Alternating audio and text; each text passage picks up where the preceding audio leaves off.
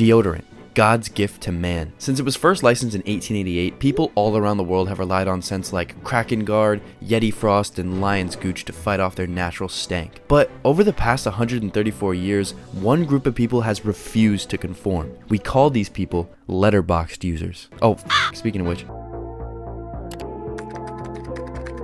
Oh, Drive is one of those movies that's always confused me. Not because of anything that happens, but because somehow over the past 11 years, the movie has amassed this cult-like following of greasy Patrick Bateman kinnies that swear up and down it was directed by God and edited by Jesus. And after having seen the movie, I kinda get it. Kinda.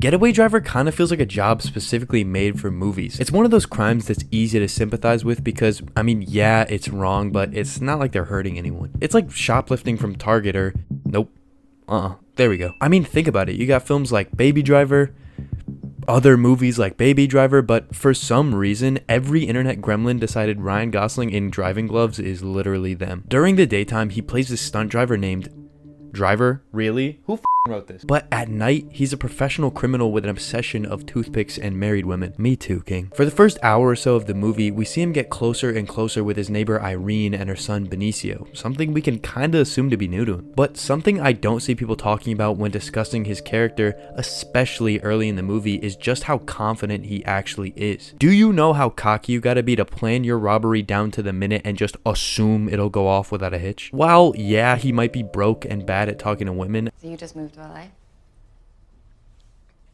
No, I've been here for a while. I don't think Driver is nearly as relatable as half the internet chalks him up to be. That is, at least for the first half of this movie, and then Irene's husband comes home. For what seems to be the first time ever, Driver has no control over the situation he finds himself in, and he kind of starts to spiral. Now, there's a ton of great scenes in this movie thanks to the performances or the cinematography, but personally, I think the bar scene has to be my favorite. After bumping into Irene's husband for the first time, Driver finally starts to crack and has one of the coldest line deliveries I've ever seen in cinema. How about this?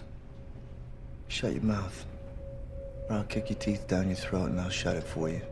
And from that point on, especially after the botched robbery, his desperate attempt to gain any sort of control over the situation at hand is almost hard to watch. We went from seeing this man literally walk past the cops that were just chasing him to seeing him violently shake on the phone while he's grasping at straws trying to get this dirty money off of his hands. I think the thing everybody actually finds relatable here is that being in a situation you have absolutely no control over and just trying your best to navigate it. I don't know about you, but I can't speak to driving fast cars and chilling with mobsters, but watching homie completely disassociate at a red light, now that's literally me. Listen, there's a lot to love about this movie, but there's also an equal amount of shit that kinda sucks. For starters, the pacing is insanely slow, especially when it comes to dialogue. I know a lot of people give the director props for creating a character who's very clearly socially awkward, but after watching some of his other movies, I'm starting to think it wasn't exactly intentional. Where is he?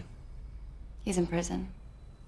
Oh. Besides that, there's so many examples of just goofy shit in this movie, specifically everything around Ron Perlman's character. You're telling me this motherfucker stole a mask, walked up to the restaurant, walked back to his car, waited for him to leave, and we still got this lame-ass fight scene that takes place mostly off-screen. But for every complaint I have about this movie, there's 10 other things I really love. For starters, while he doesn't have a crazy amount of screen time, Bryan Cranston is a gem here. Besides maybe like Breaking Bad, I am so surprised he hasn't got more of these like Weasley down on his luck criminal type roles. Paired up with what's probably one of Gosling's best performances, this movie is worth a watch for the acting alone, and that's not even mentioning the cinematography and editing. They mix these extremely close-up immersive shots with this highly stylized editing that almost creates like an uncanny valley type of perspective. For almost all the driving shots, it both feels like you're in the passenger seat but looks like a AAA movie. I don't know if that makes any sense. But like I was saying, this movie is far from perfect. I don't think anyone would disagree that meme culture has heavily influenced both the popularity and perception around this movie. I'm not saying any of this to take away from the multiple parts of this movie that are frankly really good, but I am saying somewhere along the line, I think places like Reddit and letterboxd have inflated the semi-relatability to being this great movie, which